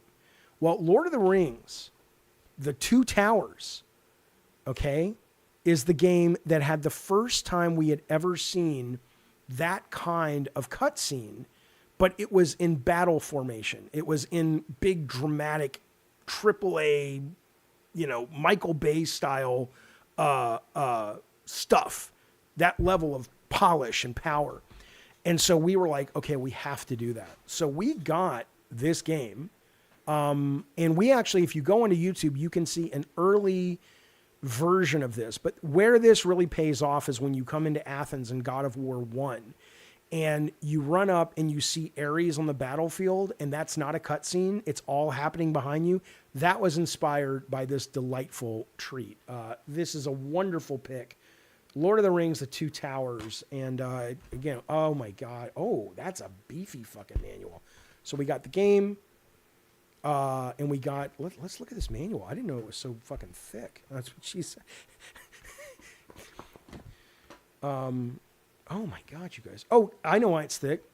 They're a little drunk at Retro Game Treasures. They put 2 of them in. Now the owner, Buck, is like, you son of a bitch. I told you I'd fire you if you ever put 2 manuals in the game again. That's why it's so fucking thick. You want me to send one back, Buck? Let me know. Look at that. I will say I like the manual of Rygar better, but we got, okay, I mean, this is great. So now we got ourselves, so far, we've got 2 absolute gems that were both very inspirational in their own way to the God of War mythos. Not the God of War game in the case of Rygar, but we certainly played it for inspiration. Here we go. Okay. Now look. Now look. This is amazing. So they sent us 3 games this month. No, they sent us 4 games this month. Okay. I walk in. Richard Fogey was one of the key guys doing combat. Before Corey showed up and all those guys, he was the one that really worked with me and figured out the game. And we'll talk about that in a minute. We were playing a game that we kind of cribbed from, but I'll talk about it later. But I walked in one night and I asked him about this game I'm about to show you. And I hated his answer because it was a direct competitor with us. They came out before us, and I said, well, what do you think? How do we compare to this game? And he said, this game, which I'll show you in a second, he said is top of the food chain. He said, they're like a Harley. I'll never forget this. They're like a Harley and we're like a Schwinn. We're a good Schwinn, like a bicycle, but they're a Harley. And it was this game, which is so great. And I rarely finish games. Did I finish this one? You goddamn right I did. Onimusha 3. We were very inspired by Onimusha 1. But do you know what this game made me do? This game I hated when he told me that. And I know people say I was difficult at times to work with, and I was. But this game made us go, that's where the fucking bar is.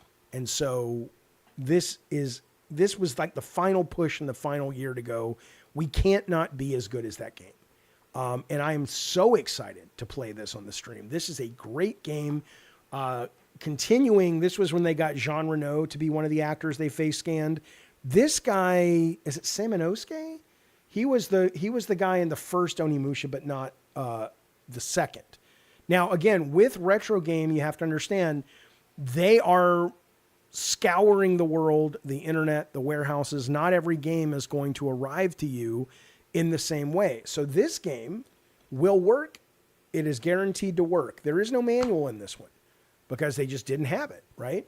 Which is fine. And you can actually say to them, this is my criteria. If it doesn't have a manual, I don't want it. I think you can say that, Buck, right? But you can certainly say that's my preference to have things with a manual. Sometimes they'll send you a game without a cover, without a box, but you'll get the game, right? This is exciting. We have another game in here, and I'll get to in a second, but I want to show you these three games. Without these three, I know we talk Devil May Cry, I know we talk Eco. Without Lord of the Rings, Fellowship, or Two Towers, Rygar, we would have existed without Rygar because we were already in development, but it was this pushed us also because we were terrified of it. This was the one that really pushed us the most because we were terrified. Now, I also wanted this game, which I'm going to show you. And this one is the one that stands out because while those other games, oh, look at the inside. Eee. You got treasure. You got a Mario Star, a key. You got the Zelda potion. I don't know where that's Castlevania, right? The food. And then on this side, you got a rupee and a Tetris piece. Look at that. How did I show you that? There you go. That's a pretty box. But this game was coming out, and it was an action-adventure game. Oh, yeah. Da Vinci says Shinobi on PS2. Don't forget. Dude, there's like 20 other fucking games. That maybe the last one we do with these guys after we do the more curated specific boxes, we'll do some more inspirational games for God of War because there are other ones, but this one had come out and it got terrible reviews. And I was like, okay, I need to play that because I want to learn. I'd never made an action adventure game before. And I'm like, I was terrified of making some mistakes that these guys made. I didn't know what the mistakes were. So I said, I'm going to get this game. I remember renting it from Blockbuster. I got this game. I took it home and I played it over the weekend because I'm like, why do people hate this so much? And I don't remember the specifics, but I remember sitting there with a notebook, pad of paper, and making a list of, oh my God, of course. Oh my God, of course. And that was incredibly important to God of War. It is a game from the perpetually awful, I hate to say it, but it's true, 3DO company called Godai Elemental Force. And it's like a martial arts action adventure game. And it's just junk. It's just terrible, if I recall. And so this was really important in kind of making a list of like, oh, here's some shit you do not want to do, or you will be reading bad reviews of your game and you'll be depressed and you'll never work again. So this is exciting. This is exciting. So I see somebody in the chat asking, well, how do you decide what these games are? Do they pick them for you? You go to their website, like we've said, and I'll show you again. The links are all over the page and about this video, and you go down to where's mine? Let me see real quick.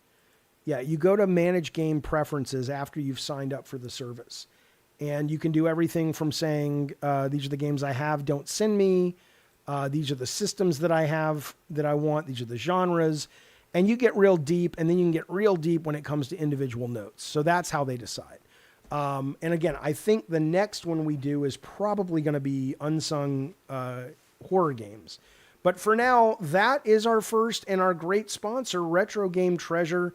We will be talking about them all month long. We will be playing these games on a live stream in the next 6-7 days, maybe sooner.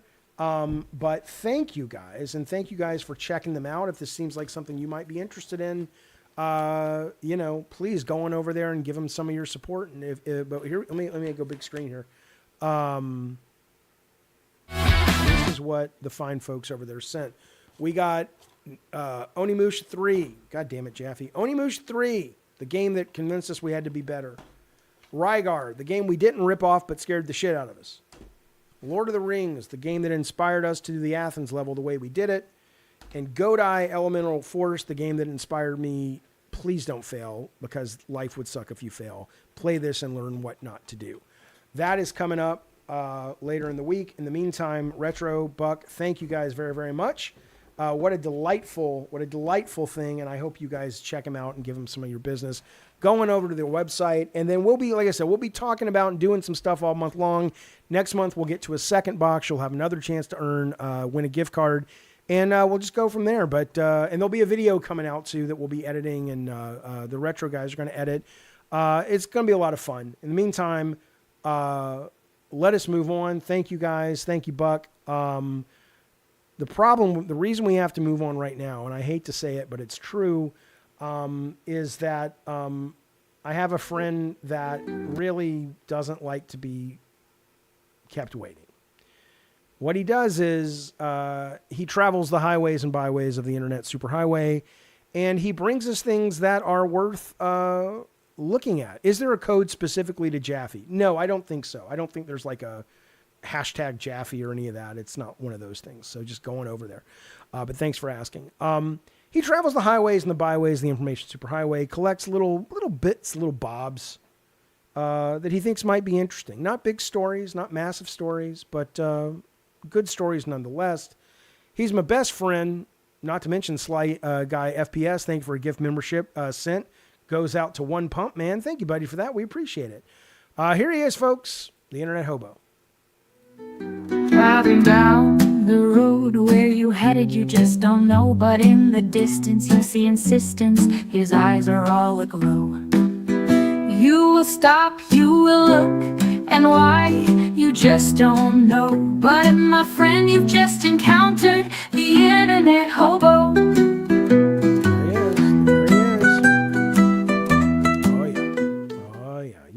You know him, you love him, the Internet Hobo. What do you got for us today, Internet Hobo? I don't know. Let's find out together. Let me get a sip of the bubbly, though, first. Hang on. All right, here we go. What do you got today, buddy? Payday 3 wanted to let its customers know there's currently an outage for Payday 3 services. While we work to restore, you may experience slow matchmaking. We apologize for the inconvenience. And then it turns out that Opera GX trolled them and said, you don't need to have a public announcement, just DM them individually. And then they circle that they only have 240 people playing. What a dick. What a dick. It's good, but what a dick. Okay, let's move on. I don't know why that's there. Look, I was talking about Lynx. Okay, Lynx is a lady that did the... my camera's not on, hang on. Lynx is the lady that did the Art the Clown statue that you see back there. Lynx did the Bloodborne statue that you see back there. Her link is also coming up and down the page. You should check her stuff out. She did one recently, though. I want to share with you, though. She did one recently that I think is pretty cool. Look at this one. This is original OG Kratos ripping out the Cyclops eye. Look at this motherfucker. Isn't that something? Look at the detail on that goddamn thing. So this, and then you know what she did for us recently? It was very sweet. It was very, very sweet. You know, we put our dog down a couple of weeks ago. She does these, which are like urns for ashes of dead pets. And they don't have to be for ashes, but look at this one. Not this one. This is not a pet. That's the Doomslayer. Look at that fucking thing. Look at that fucking thing, man. I think she's going to do some K-pop Demon Hunter ones also for me. But she also... Oh, look at Absolute Batman. I didn't know she did this one. Look at that one. Come on now. Come on now. I have a Supergirl one as well that she did for me. But then she did one for Ace, our baby. Look at this one. There he is. This is our baby. We had to put him down a couple weeks ago, and she made this for us. And I think you can put the ashes in there, which we're going to do when we get him back. We should be getting this soon. But going over to Lynx's page if you're interested in this sort of stuff. She's real talented, real nice lady, real hard worker, and worth your time. Check that shit out as well. Really cool stuff. Okay. What else you got, Internet Hobo? Oh, I got this guy. Not a problem. A collector turned a vintage KB Toys display, speaking of nostalgia cabinet, into a full showcase of sealed N64 games. Most graded 85 plus with some pushing 90 plus. The details go crazy. Original KB Toys branding, a working N64 setup, even a Banjo-Kazooie store demo VHS playing in the background. Look at this.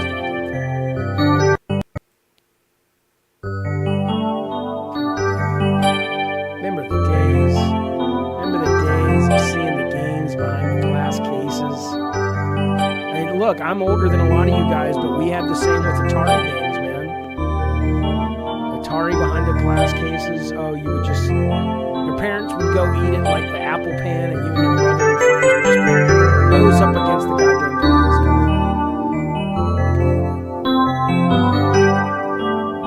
And how cool is that?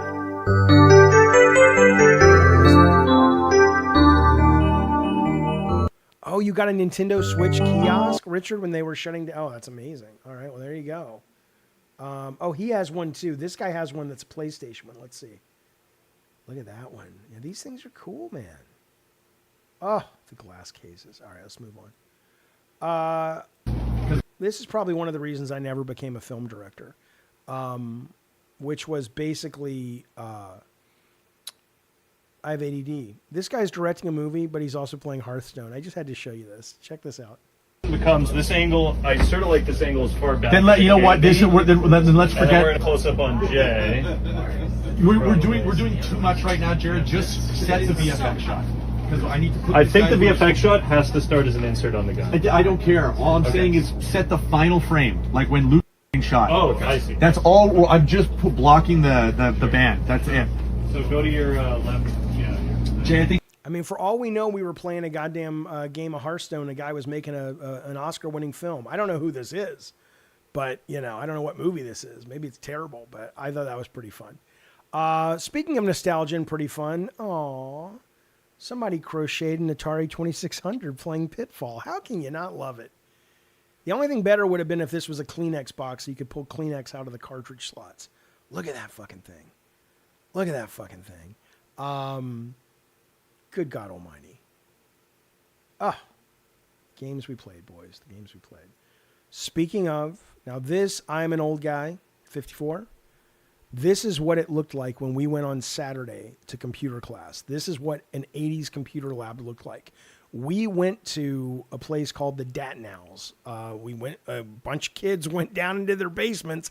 I know that sounds crazy, but we did. And they had setups like this. They had different kinds of computers, Commodores, TRS-80s. Do they have Apples? They had Apples. And the first time I really thought about video games being kind of their own art form was they didn't have this with Infocom, but they had it with other games like Wizardry.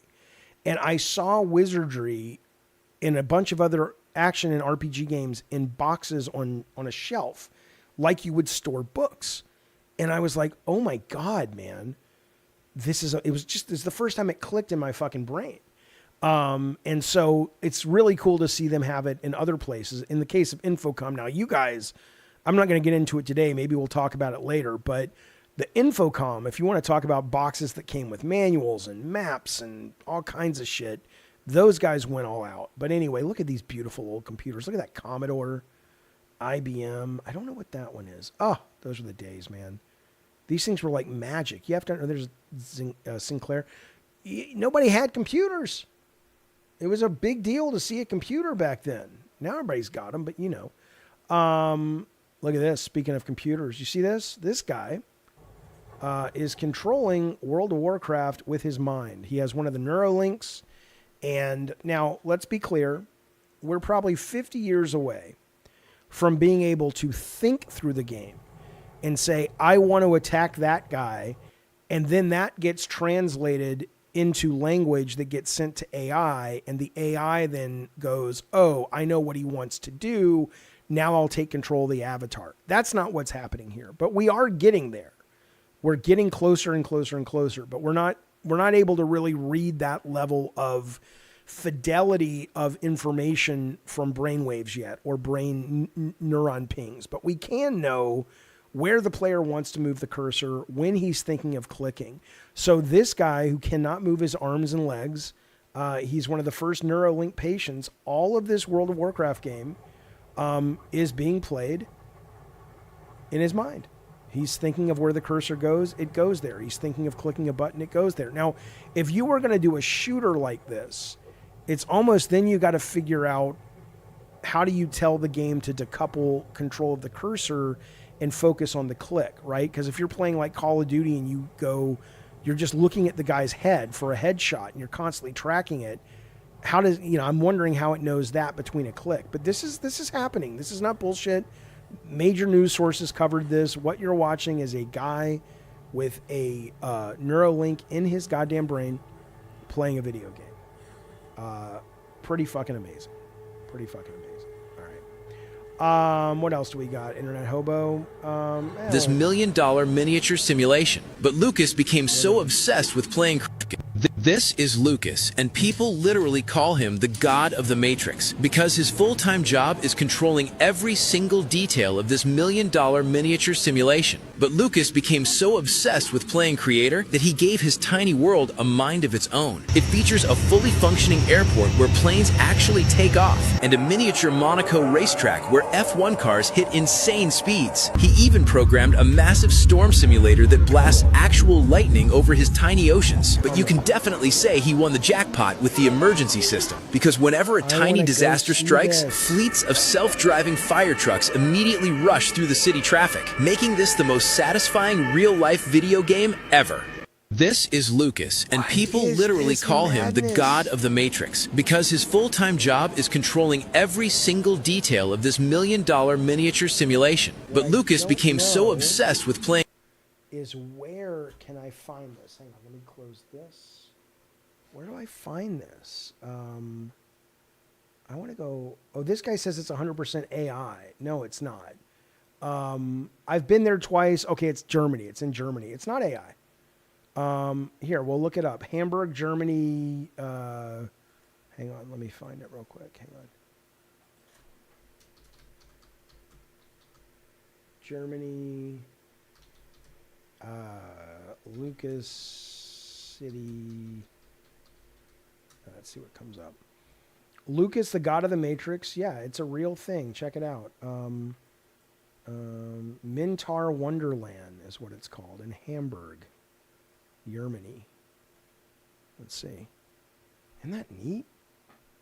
Maybe. Come on, what's going on? Okay, internet, what's happening? Let's see. Germany's top-ranking attraction. Here it is. The world's largest model railroad system, one of the tourist highlights of Hamburg. All right, well, there you go. It's a real fucking thing, dude. Real fucking thing. All right. Yeah, I guess you pay to see it like an exhibit. I'm going if I ever get to Germany. The last thing the Internet Hobo wants you to see is the new roller coaster coming to Universal. This looks delightful. This is the Fast and the Furious roller coaster that actually focuses on giving the riders a sense of being in the infamous drifts of that film. Here you go. Look at this. It's still in testing. Look at that. Look at that. Look at that. That is so cool. And then they stop. So it's like, I mean, come on. Come on. That's some shit right there, ladies.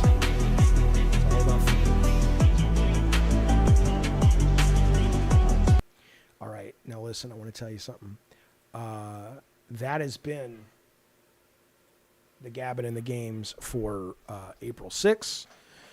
We are back tonight on this very channel playing with a little bit of pot, not a lot, Resident Evil 9 Requiem. It is, what is it right now? It's 6:30 here in California, so we are basically an hour and a half away, and I will be there and ready to play. Hopefully we'll see you guys tonight. In the meantime, keep in mind our sponsor, check them out.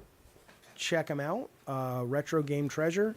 We'll be seeing more of them this week as we go through the great games they sent that inspired in ways varied God of War, Onimusha 3, Rygar, The Legendary Adventure, Lord of the Rings, Two Towers, and of course the dreadful, awful Godai Elemental Force from 3DO. Anna G, thank you for modding. Retro Game, thank you for sponsoring. Links, thank you for sharing your amazing artwork with all of us here. In the meantime, that is the show. All the super chats, thank you. All the new members, welcome. We are back tomorrow. Well, we're back tonight with Resident Evil, and then we're back tomorrow, of course, at 9 a.m. California time over on Locale Crypt.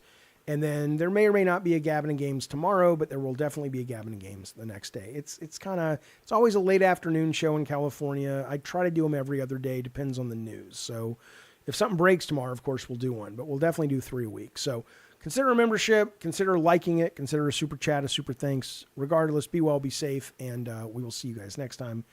Thanks, everybody.